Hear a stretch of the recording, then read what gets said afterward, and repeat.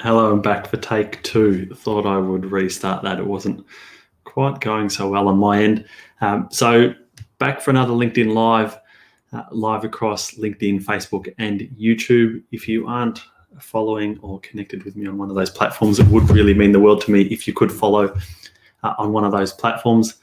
Been a bit of a short week for me, and I didn't jump on live last week, so I thought in between meetings, I've got another one at 12:30. I thought in between meetings I would jump on and just say hello. So if you are out there, if you're watching, give us a wave, give us a thumbs up. Let me know where you are, where you're watching from, how your week is going or has been. For me, a bit of a short week. So being Cup Week, we always we close the office. So for the last few years, we've closed the office. I say closed the office. No one's actually in the office really at the moment, but we have been closing the office of the Monday before Cup Day, giving everyone an extra long weekend. So I had an extra couple of days off this week, being Monday and Tuesday. So really only 3 days of work for the week. Habib, great to see you there. Thank you for joining me, and good to chat the other day too.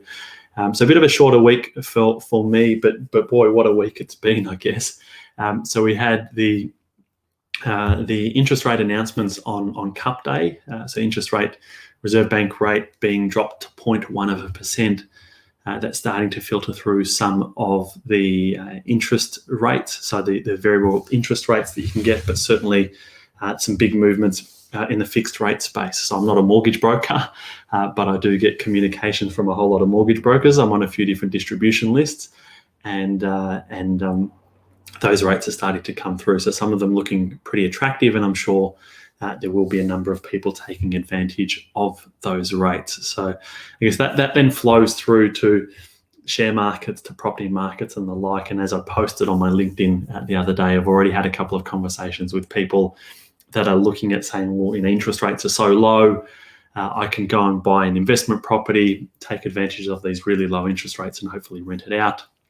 The thing to appreciate that in a number of places, it's actually cheaper for people to pay an interest-only mortgage than it is to rent at the moment. So quite an interesting space in that property market. I suspect there might be a bit of support with these low interest rates, and similar with share markets. So as interest rates get lower, people saying, what's the point of me, putting extra money into my mortgage, for example, because interest rates are so low, or I want to save this money into a bank account or a term deposit because I'm getting next to nothing. And so some of that money starts to find its way into share markets and pushes up those prices. Mina, great to see you, and thank you for joining me. Hopefully you're feeling a bit better this week. The other week when I jumped on, you weren't feeling too good.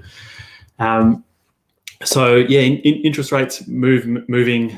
That'll all, I guess, filter through to mortgages and the like over the next little while. We've also got this mess of the US election.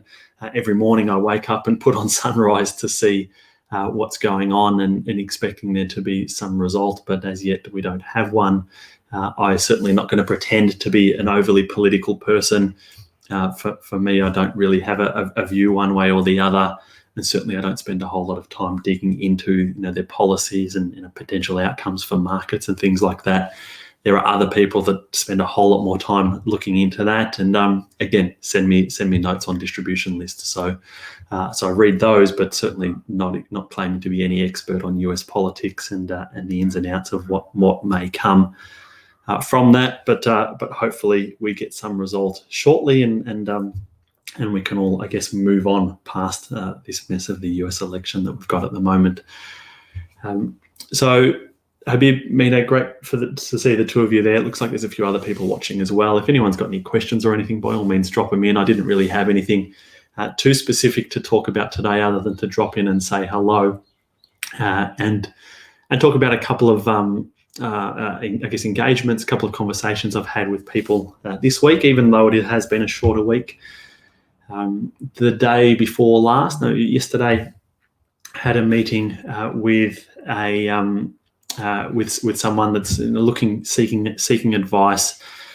A lady that's renting and has rented for some time, looking at starting to wind down towards retirement. And so there's a bit of work that we'll need to do in sorting out that and mapping out in how many more years do you actually need to work for. But the thing that I wanted to touch on is renting and renting through retirement. So often financial people will say you want to have your house paid off and you want to have the roof over your head as you go through to retirement. And because I'm of the view that that's up to the individual. If you want to rent and bounce around different houses or different states, different countries, often having a house just ties you down to one place. Now, as you get older, you might not want to be moving around quite so much. But there's a lot to be said for having the flexibility and to rent. This particular lady that I was speaking to is not really sure where she wants to live, and so buying a house and tying herself down to one location doesn't really work for her, and that's perfectly fine. Is actually considering moving overseas. So Graham, I can see that you've popped in there, and you've obviously moved over to the Philippines for retirement. But this lady's looking at moving to Spain, and so it doesn't really make sense for her to commit a whole lot of money towards buying a house here in Australia. Her job's about to actually take her over to Perth from Melbourne, but that doesn't make a whole lot of sense. I guess this late in her working life to commit a whole lot of money towards buying a house, only to have the mortgage, the associated transaction costs and things with the house. It's going to cost a whole lot of money. So instead, in the planning process and the work that we'll look to undertake with her, is saying, well, you need $25,000, $26,000 a year to pay rent. And so we need to factor that into the calculations, and that just becomes part of her living costs. So there's costs associated with food and groceries and clothing and all of those kind of bare necessities that we all have. And in this case, we just allow a little bit extra for the payment of rent and for such time as that she wants to rent. So that all goes back into meaning that there's a higher cost of living that needs to be met. So be it. And then we go forward from there in terms of the planning. And so we're in the kind of early stages of mapping out to say, well, you're doing some things now. What are some others that you can be starting to do? But more importantly, how many more years are you likely need to work? Is it 3 years? Is it 5 years? Is it 7 years to actually get you to a point where there's enough money to be able to live, pay the rent, travel, do all of those nice things that this lady particularly wants to do? So that was a great conversation. Not an often, certainly not a common scenario that I come across. Most people, as they move through to retirement, already have a house and at the very least, the later stages of paying that off.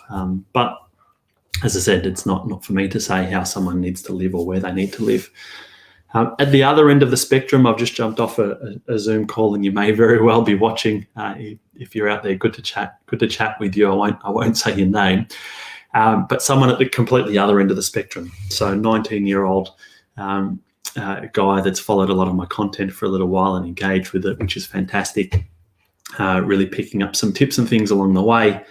But he put it to me and he said, James, if you could go back to when you were 19 years old, what would you tell yourself now that you know what you know? And I've been doing what I do for a number of years now, so you learn a lot along the way. And the thing that I said to him, I think the first and most important thing that I would go back and tell myself if I was 19 years old is to appreciate that you will never, ever go back to a point in time where you are working, living at home, and have 100% disposable income. So as you get older, life gets more complicated, life gets more expensive. Maybe you have a partner, you buy a house or you rent, you have bills and things that creep in, you have kids, and there's extra expenses and things that go along with that. So never again really be 19 to 20, 21, 22, 25, or whatever that age is, still living at home and have 100% disposable income.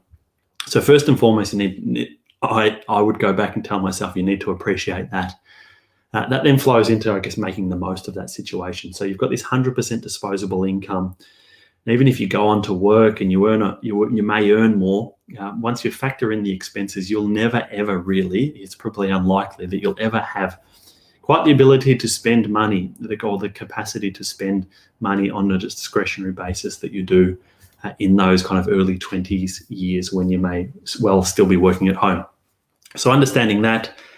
And then next, afterwards was to say, look, start to put some structure in around what you're earning. So, when you're 19, you're probably not earning a whole lot of money, but understanding putting some money away for saving and spending on, going on a holiday, doing some nice to do things, doing that kind of stuff. It's important that you spend some of those years doing those things before life gets a whole lot more serious, but also putting some money away and actually starting to invest. So if you're doing that slowly, $100 a month, $50 a month, whatever it is, a small amount of money, but just doing it regularly.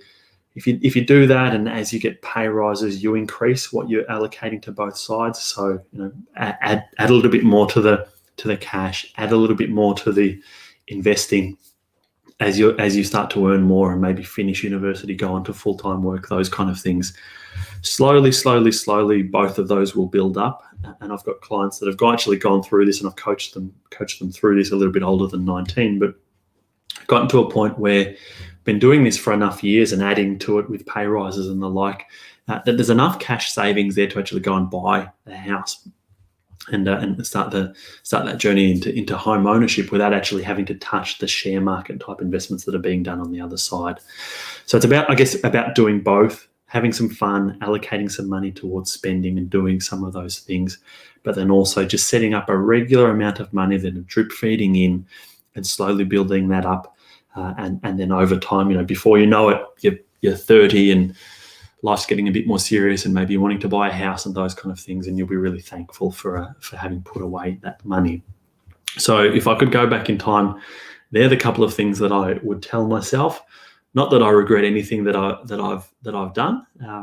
I'm really content with where I am in my life and my work and my family and all of that. Really over the moon with how things are going.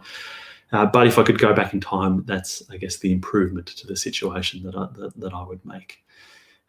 So that's it for me today. 12:30, I've got to jump on a call with a client. So hopefully you're all well out there. Habib, Mina, Graham, thanks to the three of you for commenting and engaging with this. If there's anyone else out there that's either catching this on the replay or still live, thank you for watching and hanging in there up until now. Enjoy your weekend, and hopefully jump on Friday next week when I can, in between a couple of meetings then. See you later. Bye.